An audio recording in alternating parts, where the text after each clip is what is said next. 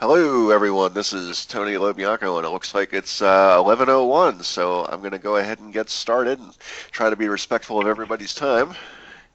And I'm going to start by pulling up a PowerPoint that I'm going to use.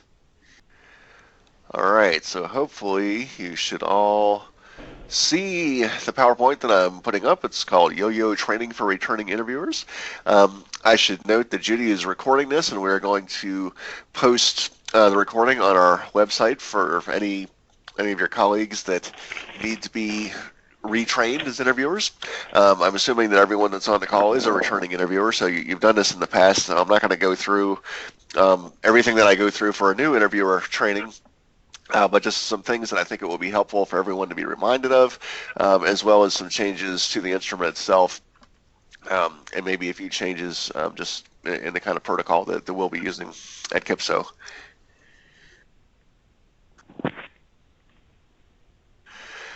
The first thing I want to talk about is contacting former students.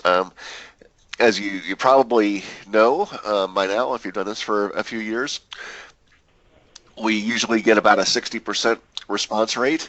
That means that of everybody that you call that's on your list, or I'm sorry, everybody that's on your list, about 60% of the time you will get in touch with a former student or their representative, which is in most cases their parents. It could be a sibling, it could be a grandparent, it could be a guardian, something like that. But in most cases, it's the former student, and in some cases, it'll be them. And 60% of the time, you'll be able to complete an interview with them. The biggest reason why you won't be able to complete an interview with some people is because you won't be able to contact them. And that can be either because they just don't want to be contacted, in which case there's probably not a whole lot you can do about it. But in some cases, in many cases, the contact information we've heard is not correct. So the reason I wanted to bring this up is just because to remind everybody that the contact information we get from KDE, but KDE gets it from your district. And a lot of times what we've noticed is that the contact information hasn't been updated for a really long time. When the student entered originally in kindergarten, they may have put contact information then, and they may not have updated it until the time that they've exited high school. So to the extent that we can improve our contact information, I'd like to ask for your help in improving that contact information because that's what you'll end up seeing. Now, if you have better contact information than what we have on the site, by all means, go ahead and use it. And I think many of you have been very creative in the past in finding ways to get a hold of former students. As long as you have an internet connection and you've got your computer, your laptop, or whatever, you should be able to do an interview. Also, please remember to send out a letter ahead of time. We have one on our website. I will show it to you in a minute when we go to the website, letting former students know that you're going to be trying to get in touch with them. We recommend sending it out about 2 weeks before you try to get in touch with them. So now would not even be a bad time. We're almost halfway through March, and the instrument opens on April 1st. So that's one of the biggest ways in which you can improve your likelihood of getting a positive response. And check your list early. The students, former students, are listed now that we've gotten from KDE, and we've done as good of a job as I think we can do to get the former students listed up there, assigned to the correct district, assigned to the correct school, all that kind of stuff. But as you know, sometimes that isn't perfect. So the sooner you go through, maybe with your dose, maybe with an Infinite Campus person, to go through the list and say, yes, this person should be here, or no, there's a problem, this person should not be, and help us make those changes, the better. And I really do appreciate you doing that early. It's always difficult to know what to do when it's the middle of June and we find out that a certain student is no longer at such and such a county, but at a different district. And I can't very well assign them to the other district because the other district's already completed all of their yo-yos and left for the summer and all that kind of stuff. So the sooner we find out about it, the sooner we can deal with it, and the sooner everybody can know exactly who it is that they're going to need to contact. If you do need to add or delete a former student, The process is the same as it was last year, but just to remind everyone of that, because this is probably the number one thing we get contacted about during the course of the Yo-Yo window.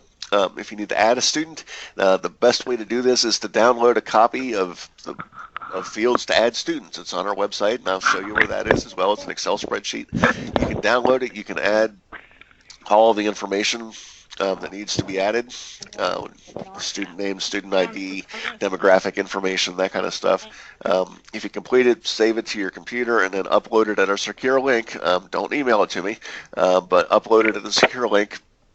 We will get it, and when it comes to adding students, I pretty much just go ahead and do that. Now, if you need to remove a student, it's a little bit more tricky. We need to actually have documentation of why the student needs to be removed. We are under contract with KDE to make sure this is done correctly, so we can't just automatically delete any student. The most common reason to delete a former student is that they've exited school but they've come back. You know, they dropped out and then they re-enrolled, or they received an alternate diploma but then they came back and aren't going to exit until they age out of the system. In those kind of cases, if you take a screenshot of your Infinite Campus Enrollment tab for that student that has their student ID on it and says that they are currently enrolled, then upload that at the secure link. That'll probably be sufficient information. A lot of times people will say, well, so-and-so went to a different district. That might be something I need to check with KDE about. You know, sometimes they say they're going to a different district, but if they don't enroll there, then we need to keep them assigned to your district. You know, if they do enroll there, that's a different story, and maybe we can get them changed. So we may need to check with KDE, but that would be the process that you can use, and hopefully we've gotten things pretty well correct already. But if not, let us know. A few reminders, the Yo-Yo is a federal and a state requirement. It's also a great way to assist you in improving transition outcomes. The Yo-Yo is voluntary for the respondents. They don't have to take it if they don't want to, and they can skip any question that they want to, but it's not voluntary for you. All districts are required to do this, and as someone that your DOS is designated as an interviewer, you're required to make every attempt to get in touch with a former student that you can, and we want the former students' responses whenever possible. If you have to interview a parent, guardian, whatever, go ahead, but try to make sure that you're getting the kind of responses that former students would give, and make sure that respondents understand and know that their information is being kept private. Sometimes students worry that it's going to affect their benefits, that they're going to be identified in a report we make. There's no way it even potentially could affect their benefits.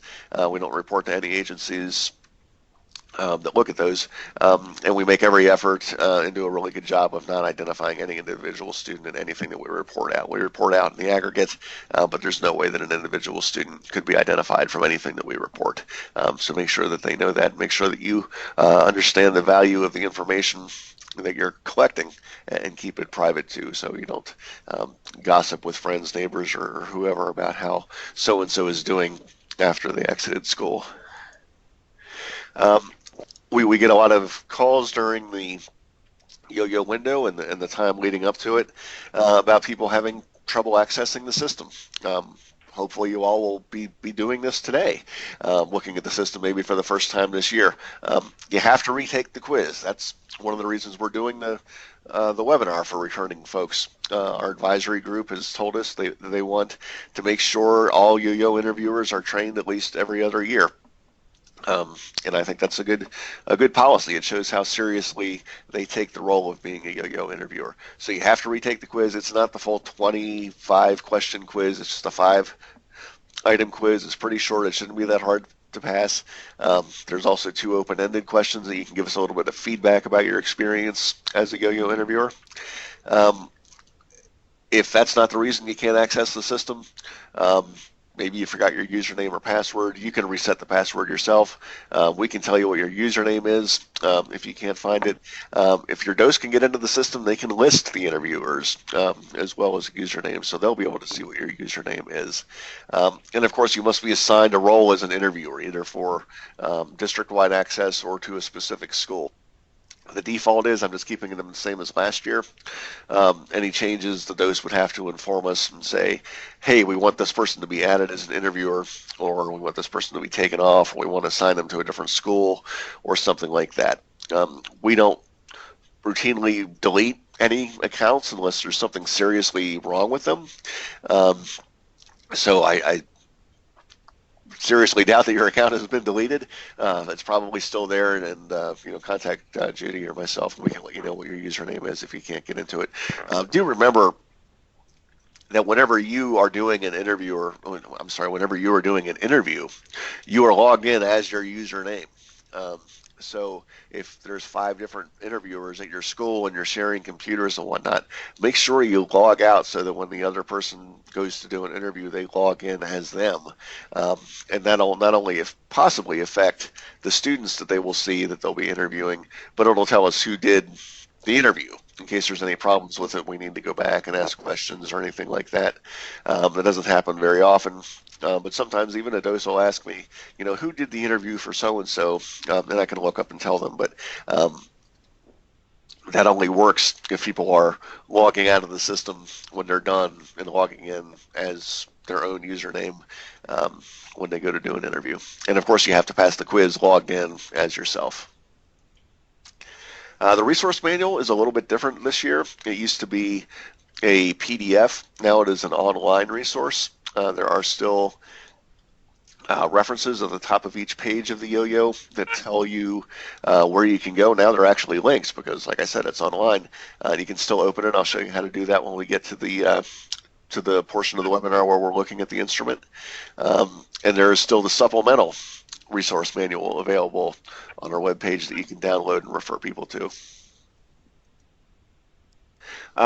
Some of the changes to the instrument this year, probably the biggest change that you'll notice is that there are not many other please specify options. In the past, a lot of times there would be a question and there would be a series of answers, and then there would be an option for you to select other and then write in some text to describe what the other response was. And what we found with that was that at least half the time what was written in was something that was already in the list to begin with.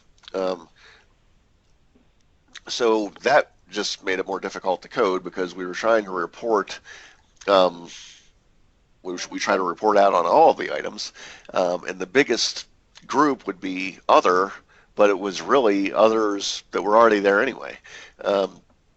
So please, as an interviewer, be aware of what people are saying and try to put it into the correct category. Sometimes also people would click other and they would specify in a text box something that was completely irrelevant. It wasn't related to the question at all. And I can understand why interviewers would do this. A lot of times the person being interviewed gives an answer that isn't really relevant to the question.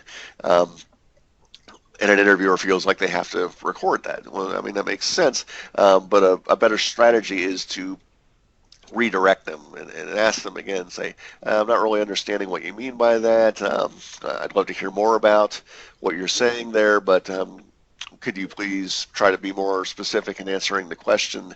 And then hopefully you can choose one of those, one of the codes that is already there. So those other please specify options are almost never there anymore. So just please do your best to code them correctly, as the former student said. Of course, saying this, probes become more relevant. I already used the example of following up and saying, please be a little more specific about that. Can you tell me what you meant by that?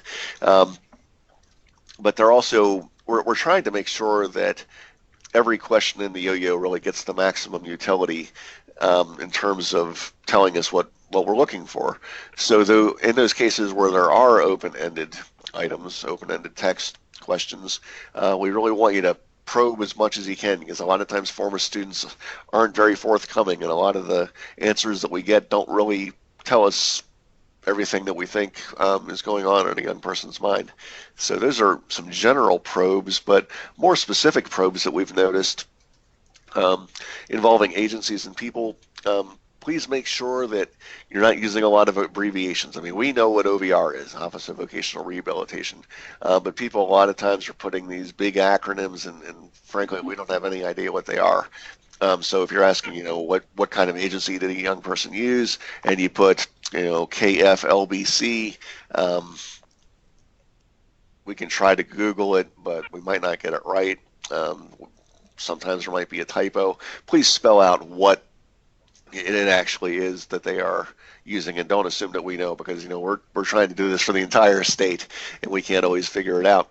And also telling us what that agency is actually providing can be helpful as well. I mean, sometimes people say OVR. Well, OVR does a whole heck of a lot of different things. The more specifically you can tell us about what it is that they're doing would really help us to be able to report back to the people that need to know these kind of things in order to make transition improvements.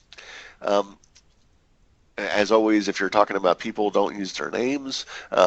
Tell us what they do. Don't say Mr. Jones. Say the gym coach or something, if that's who they're talking about, and what it is that they did that was helpful or unhelpful. If you're talking about those kind of questions, helpful or unhelpful.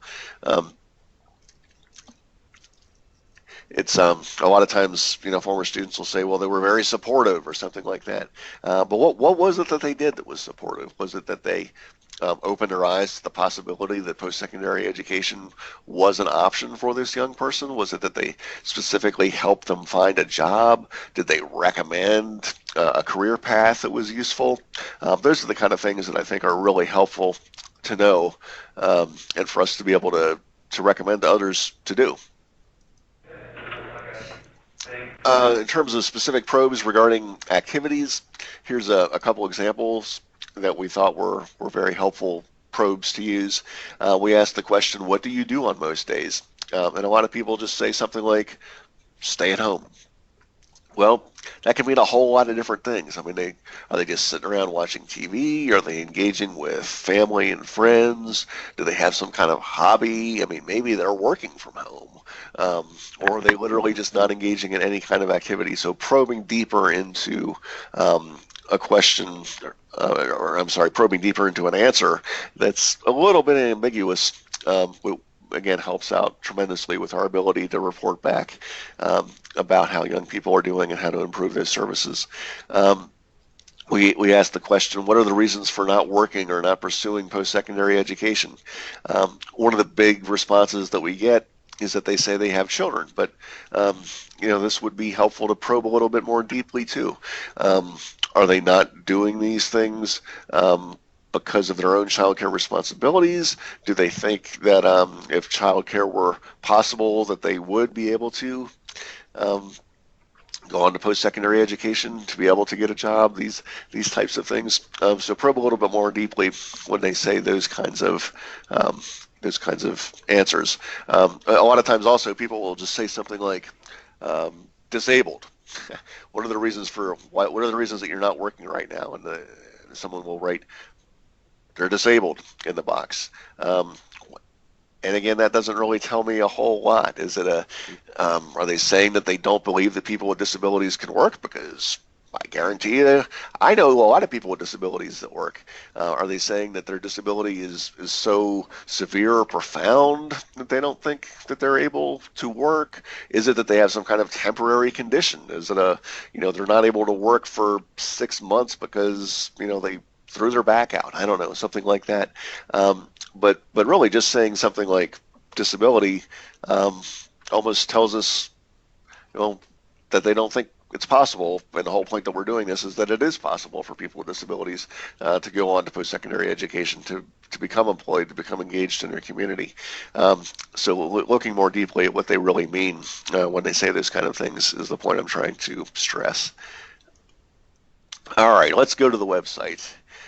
But the website does look very different than what you're probably used to seeing in the past. So I'm going to show you a few things on that. I'm going to scroll down and show you where to send data to KIPSO using our secure link. If you click there, it will bring up a Qualtrics survey. Some of you, I'm sure, have done this in the past. Again, if you need to send an Infinite Campus screenshot of an enrollment tab, that's where to do it. If you need to add students, that's where you'll send the document. If you have a question and you don't want to put students' private information in an email, that's a good place to do it. It'll come to me. Judy will have access to it as well. Um, but we don't want to send a lot of personal information over email. That can be picked off pretty easily, whereas a secure link, it won't be as easily um, seen by nefarious third parties. I'm going to show you a couple other resources here. If I go to the left and click on resources, here's the example of the letter to send to former students. We made a template for you. You can download that. It's a Word document. Personalize it and send it out. You should have contact information for the former students. On the Yoyo, of course, we only put phone numbers and email addresses, but hopefully you can find a home address to send that to students, letting them know that you're going to be contacting them. Right below that is the copy of fields to add students. So if we missed a whole bunch of students, someone asked me this last week already, you might want to let me know too, because maybe there's something systematic going on that KDE sent us data that we're missing, our certain group of students. I don't know, but if you need to add students for your district, download that Excel spreadsheet, fill in the relevant information, upload it to the secure site. All right, I'm going to go to the instrument now. So I'm going over to data collection. That's what it was called last year, although it was in a different place. And I'll click on data collection. Again, if you forget your password, you can click that. If for some reason you are new and need to register for an account, go there. I'm going to log in as me.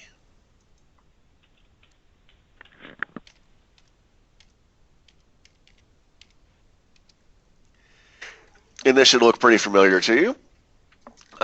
One thing that's different is we have a table at the top. You can see what last year's data looked like, including the statewide targets, statewide data, data for your cooperative region and for your district. Now, my account is set up for a fake co-op and a fake district, but you can see last year at the state level, 18% went on to higher education. That's indicator 14A.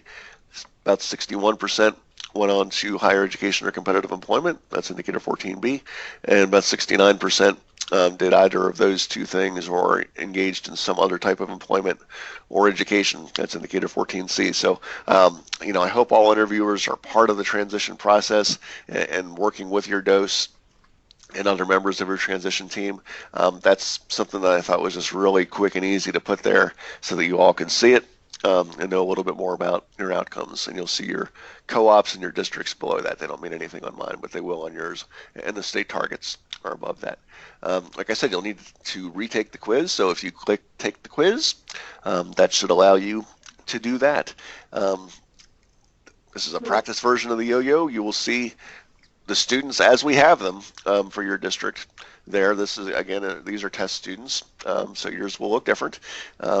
But it's a good idea to go through and check that list. And you can go through and do interviews, practice the interviews. Nothing will be saved until April 1st. On April 1st, things start getting saved. Until then, even if it says submitted, it's not really submitted. It's submitted to a test database, so I can look it over and make sure that things are being coded correctly and that kind of stuff. But they will, on April 1st, they will all have a status of not started. All right, I'm going to do a interview with, let's do Arnold Horshack today. So I'll click on his student ID number. The resource manual, I'll show you that. If you click it, it'll pop up. Make sure you have your pop-up blocker disabled, and you can see the online list or online resource guide. I'm going to minimize that, and I'm going to click Start Interview. This should look familiar to you. I don't think anything's changed on this since last year. You can note the number of attempts, something like tried 313, try again 5. That's for you and your dose, and we don't record it. I mean, we record it. We don't report it out, but notes for you to indicate what you've tried. Sometimes doses do ask me, do you really think my interviewers are trying to get a hold of these people? And I can look at this and say, well, they've been making a lot of notes. Sometimes I have to say, well, they didn't really note anything, and I noticed that 95% of their interviews were could not contact, and they were completed on the last day of the window. So my guess is that they really didn't. So doses do ask about that kind of stuff, and these are some ways that I can give them the information that they need. So the first question, as it has been in previous years, is would you or your son or daughter be willing to give us your thoughts about how things are going for you now? Let's say that they said yes. And I'll click proceed. Person interviewed was, if it was, let's say it's in this case, the parent or guardian, then the question comes up, why was it necessary to interview someone else? Arnold was at work, let's say. If you click former student, that box doesn't come up. That's the same as it was. Where did you live for most of last year? It was the same as it was last year. Now notice that the resource guide is different. There's a link there that'll take you to the community living page, and also the supplemental resource guide that you can download is still there. So you guys know how to do this. Remember, you can save whenever you want and then go on to the next. Dropouts. Last year there was an issue and the dropout questions were not available. This year they are again. So one of the reasons he left high school without graduating, let's say, well, Arnold just didn't seem like he liked school, and he had to work. 2. Here's other please specify still are there for these questions, but there are some of the very few that they are. What might have helped you stay in school? Let's say that Arnold's parents said that more flexible hours would have helped. From the time you left high school until now, have you ever had a paying job? This is the same as it has been previously. Let's say yes. You worked for a total of 3 months or 90 days. You'll say yes. Number 9 is a slightly new question. How many hours per week do you usually work? It used to just be, do you work an average of 20 or more hours per week? That wasn't really giving us the level of information that a lot of people were requesting. So now there's 3 options. Less than 20, as in less than 20 hours per week. More than 20, but less than 37.5. We put 37.5 just because that's generally accepted as full-time employment. Or more than 37.5. I'll say that for Arnold. Least minimum wage, that's the same. Which, if any, of the following supports accommodations did you receive at your job? Now, here's an example of one that doesn't have the other please specify, because a lot of times, as I said, people would click other and they would specify something like, well, they had someone with them. Well, that's one of these 2 options right there. So again, probe a little bit, find out what it is that they're saying. And also, I was really surprised once we added this question, the small number of people who indicated that they had any supports or accommodations. So, be aware of what a job coach is. That's, someone who offers advice to improve performance. They're probably not there with them all the time on their job. They might stop in once a month or something like that. In the beginning, they might be there virtually all the time, but they would fade away and just kind of check in and offer that advice as needed. A personal aid or assistant might be there all the time. They're not there specifically for work-related tasks for the employee, but to help out the employee with any personal needs that they have. And then special equipment like, a raised desk, a different computer, braille, something like that. So that's a question that I don't think we're getting as much out of as we could. You can check all that apply there. You can, if you absolutely have to let us know something about that question, there is the open-ended item at the very end of the interview that you can add information to us, but please try to be diligent as you answer this question. I'll say that, well, actually, I'll say Arnold isn't getting any of those things. Let's say that Arnold says that let's say he's not working anymore. And the very interesting to not interesting at all scale of his job, well, let's say he didn't think it was very interesting, that's why he quit. Because the question was answered that he was no longer working, then item 14 comes up. What is the main reason that you are not working now or not working more hours? Because it would also come up if the respondent was not employed full time. That is an example of some text that you can write in, and again, try to be as in depth and specific as you can there. That'll tell us more about their post school experience. Let's say Arnold's parents said that Arnold felt like he um, didn't have the skills to get along with his boss.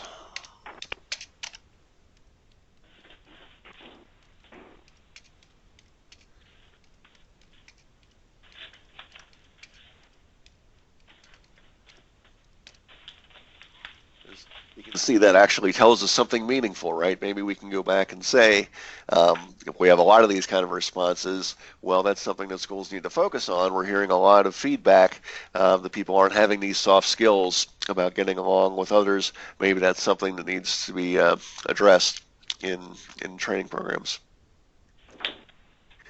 From the time you left high school until now, have you been in any type of school or training program? Let's say no for Arnold.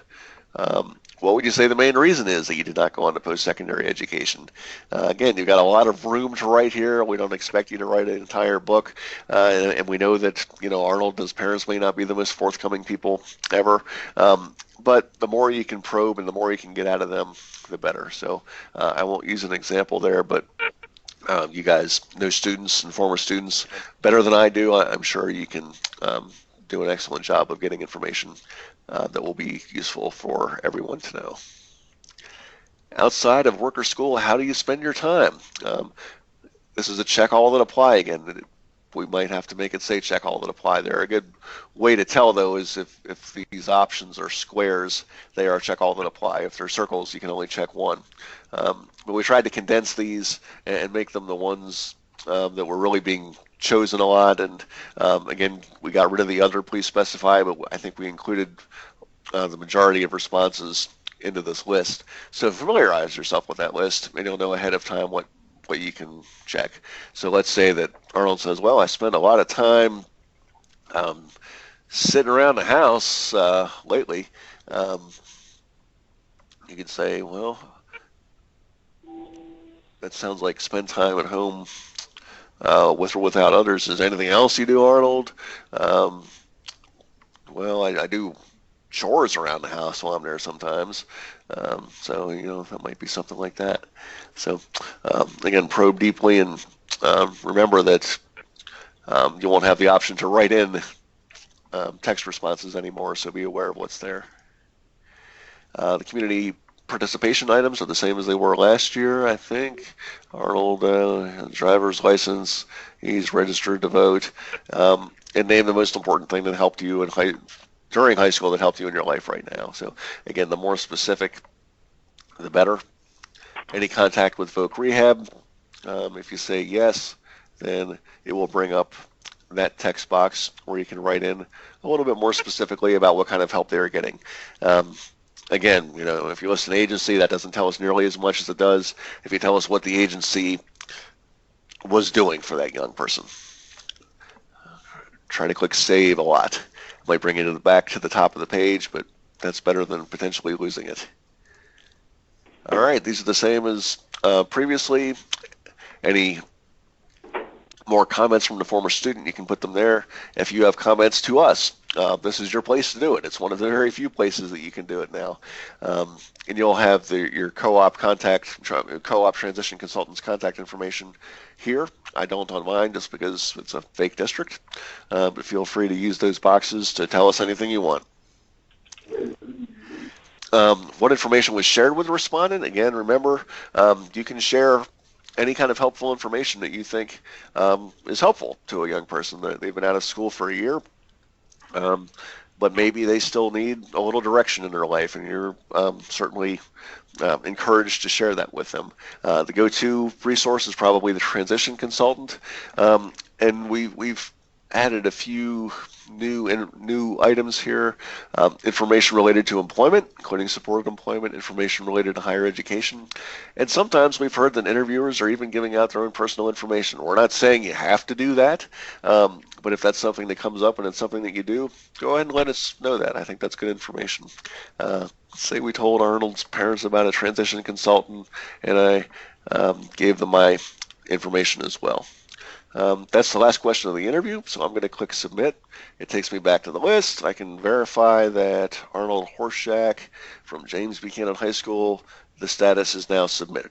Again, like I say, this is a practice interview, so that's not the one that counts, but it does let you know that the process worked. So that is the Yo-Yo and its new features in a nutshell. I'm going to log out, as I said, is always a good idea to do. And that's really all I have to talk with you about today. Do remember to take that quiz. Let us know if there's anything that's not working for you, including the list of students.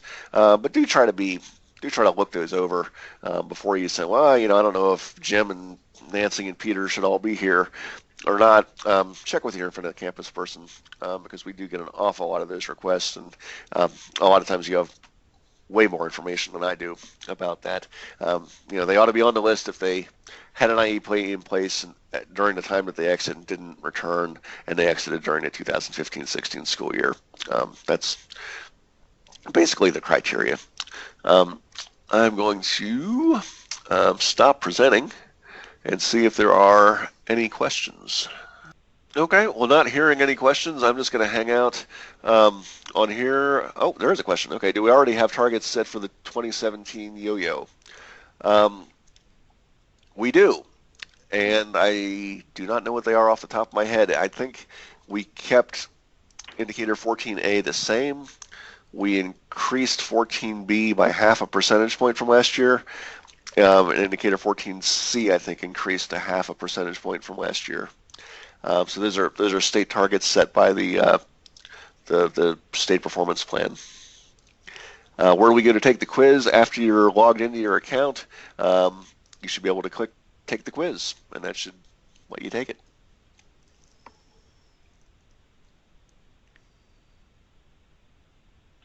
I should mention that those targets are state level targets, so each district is trying to